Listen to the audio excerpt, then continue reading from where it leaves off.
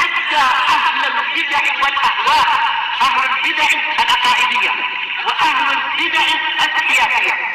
أنا أقول بيننا وبينكم السلف، بيننا وبينكم الكتب، كان فيقول البدع بيننا وبينكم.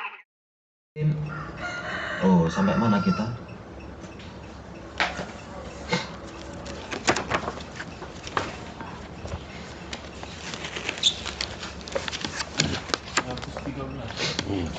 Ya. Tabaraka kah? Baik. Kembali ke kalam Syekhul Islam Ibnu Taimiyah, wa qauluhu tabarakalladzi nazzala al-furqana ala 'abdihi liyakuna lil 'alamin nadhira.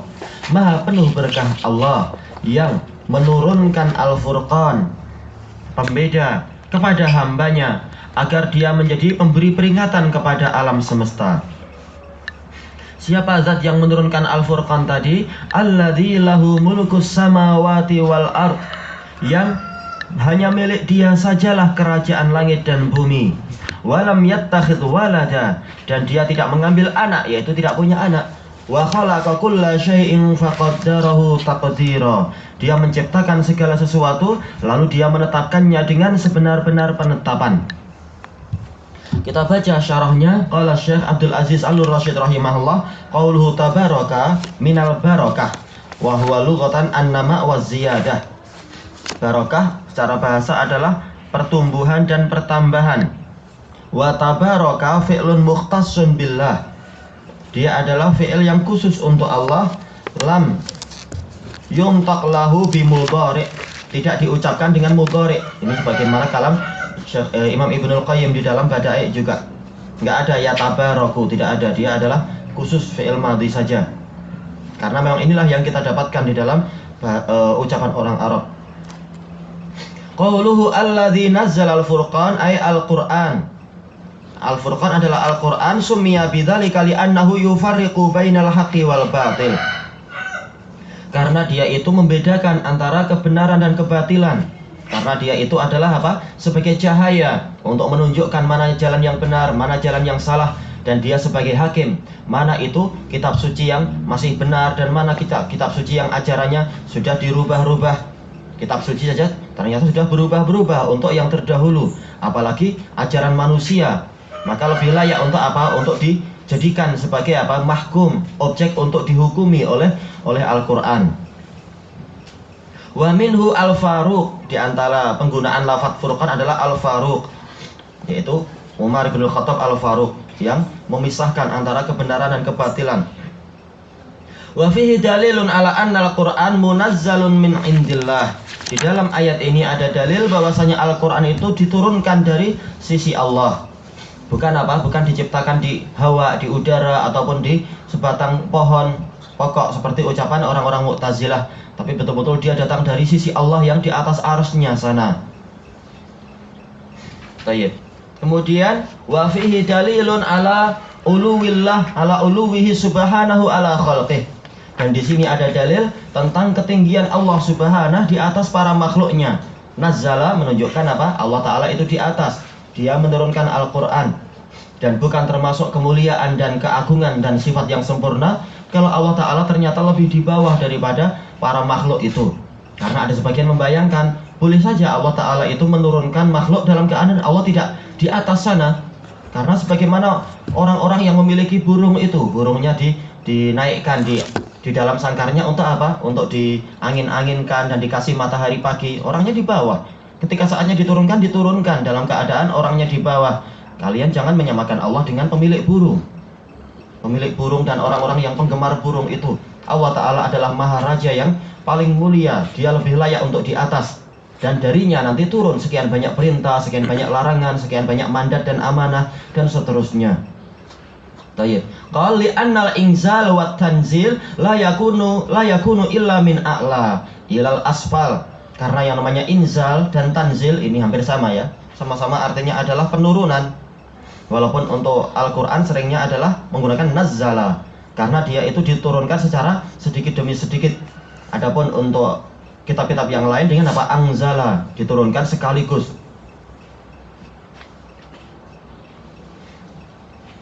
Tapi secara umum sama, karena terkadang Al-Quran juga menggunakan pola itu juga. pola yang lain.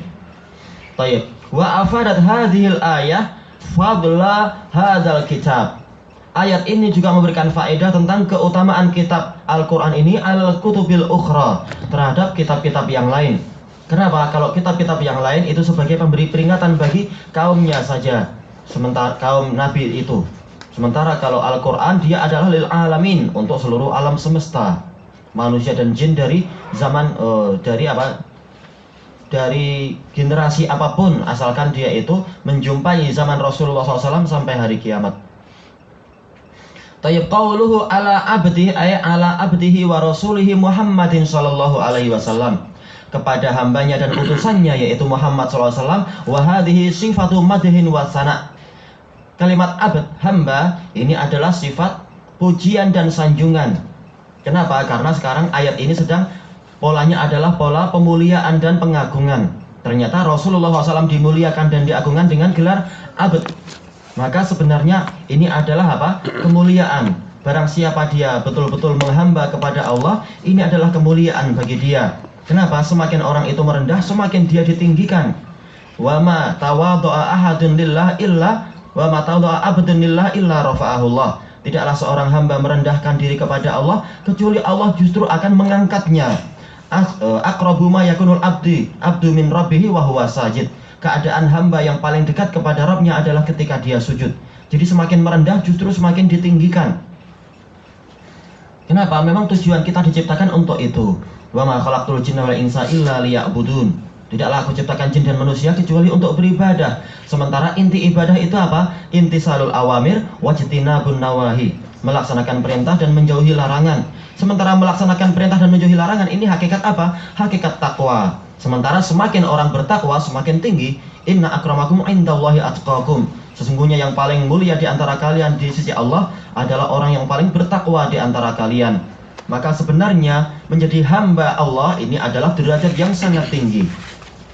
Tayyib. Li'annahu adhafahu ila ubudiyatih.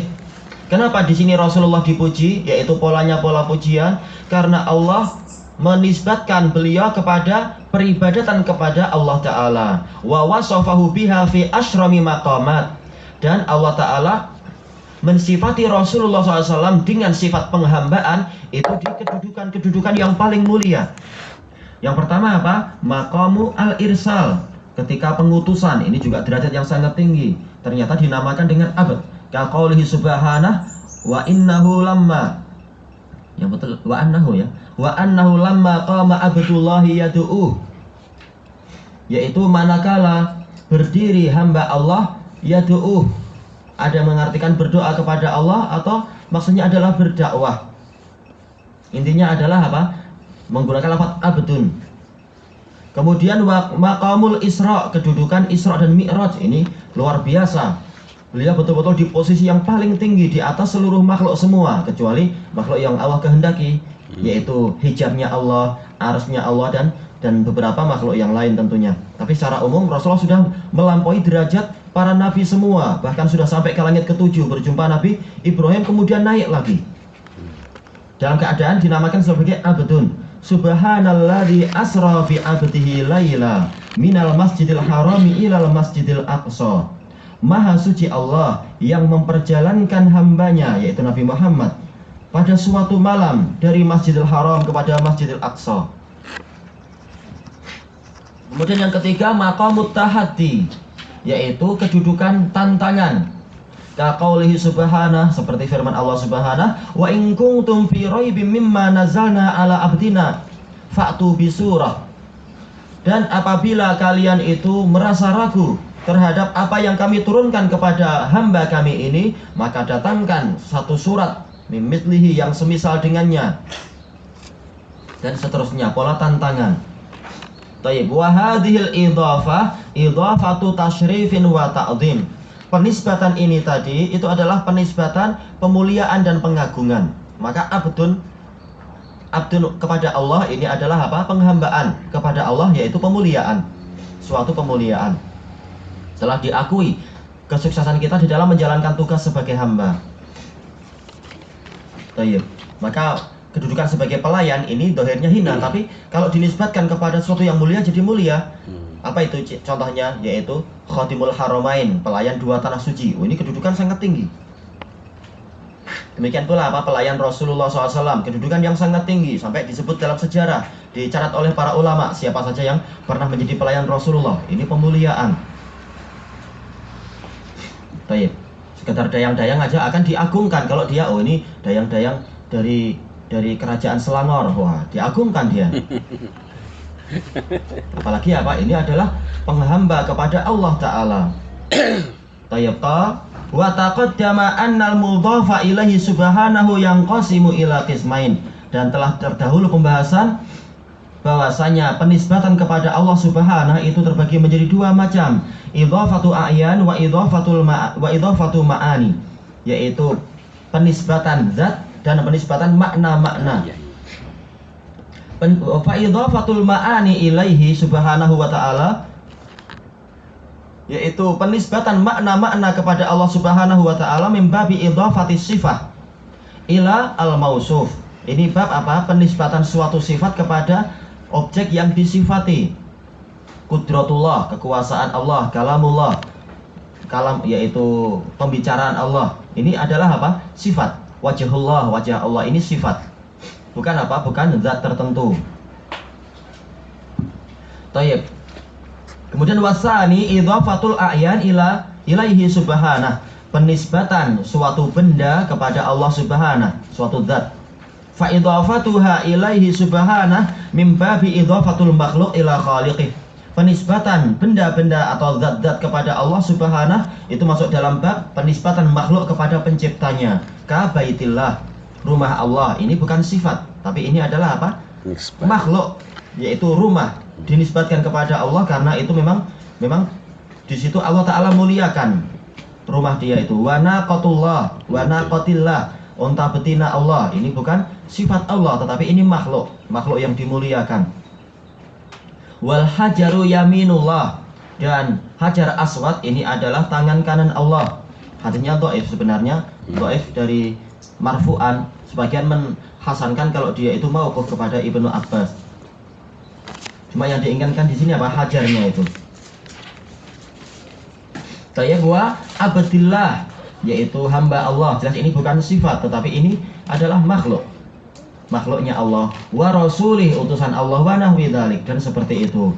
Wa fi hadhil ayah fadlu nabiyyina sallallahu alaihi wasallam. Di dalam ayat ini ada keutamaan Nabi kita Muhammad sallallahu alaihi wasallam, haitsu adhafahu ilaih, yang mana Allah Ta'ala menisbatkan beliau kepada dirinya. Wa wasafahu bil ubudiyah, dan Allah mensifati beliau dengan penghambaan allati hiya asyrafu maqamatil abd, yang mana itu adalah kedudukan hamba yang paling tinggi. Wa qauluhu liyakuna lil alamina nadhira, agar menjadi pemberi peringatan bagi alam semesta. Ai mungdziran, sama nadhir dengan mundzir sama. Wal indar huwal i'lam bi asbabil makhafah, yang namanya indar, peringatan, itu adalah pemberitahuan tentang sebab-sebab datangnya sesuatu yang menakutkan. Agar apa? Agar kita menghindar. Makanya namanya apa? Tahdzir dan indar. Peringatan agar kita menghindar. Ini memang asalnya dari bahasa Arab. Apa itu menghindar? Fakullu indarin i'lam. Setiap peringatan itu sebenarnya pemberitahuan. Walayan akis. Tapi tidak sebaliknya. Tidak setiap pemberitahuan itu adalah apa? Adalah pemberian peringatan. Indar itu pemberian pengetahuan tentang sesuatu yang menakutkan. Qala Syekh Taqiyuddin Ibnu Taimiyah rahimahullah subhanahu wa ta'ala, wal indar al-madhkuru fil ayah indarun am. Peringatan yang disebutkan di dalam ayat Al-Furqan tadi, ini peringatan yang bersifat umum. Fa innal indar yang qasimu ila qismain. Karena pemberian peringatan itu ada dua macam. Terbagi jadi dua macam, indarun am wa indarun khas. Peringatan yang bersifat umum dan peringatan yang bersifat khusus. Wal khas ka qaulihi subhanah, yang bersifat khusus yaitu kepada orang-orang tertentu. Itu seperti firman Allah Subhanahu, innama anta mundir, innama anta mungdzirum may yakhshaha. Hanyalah engkau itu memberikan peringatan kepada orang yang takut kepada hari kiamat. Ini tertentu saja. Wa qaulihi, juga seperti firman Allah, Innama tundziru man ittaba'a dzikra wa khasyiyar rahmana bil ghaib. Hanyalah engkau itu memberikan peringatan bagi orang yang mau mengikuti peringatan dan dia takut kepada Ar-Rahman walaupun dia tidak melihatnya, tidak melihat Ar-Rahman. Ini peringatan yang khusus, yaitu orang-orang yang mau mengambil peringatan. Adapun yang tadi umum, peringatan kepada seluruh alam semesta. Taib, fahadal indar al-khas huwa tamun nafi'. Peringatan yang bersifat khusus ini adalah peringatan yang sempurna dan bermanfaat. Alladzi yang tafi'u bihil mundar, yang diambil faedahnya, diambil manfaatnya oleh orang yang diberi peringatan. Ini kembali kepada makna taufik. Dia adalah hidayah khassah. Kalau peringatan yang umum itu adalah hidayah ammah, semuanya mendapatkan. Wal indar huwal i'lamu bil khauf. Indar adalah pemberitahuan tentang sesuatu yang menakutkan, tentang akan datangnya suatu ketakutan. Fa ilmu al-makhuf, fa alimal makhuf, fa amana wa ata. Makhuf atau mukhawaf di sini ya berarti. Sebenarnya mukhawaf kah? Fa alimal mukhawaf, fa amana wa ata. Maka orang yang ditakut-takuti tadi itu menjadi tahu, kemudian dia beriman dan taat. Ini adalah apa? Indar yang khusus, orang-orang yang mau mengambil peringatan. Selesai dari Majmu'ul Fatawa yang ke-16, muka surat 157. Sayyid ilahuna wallahu a'lam.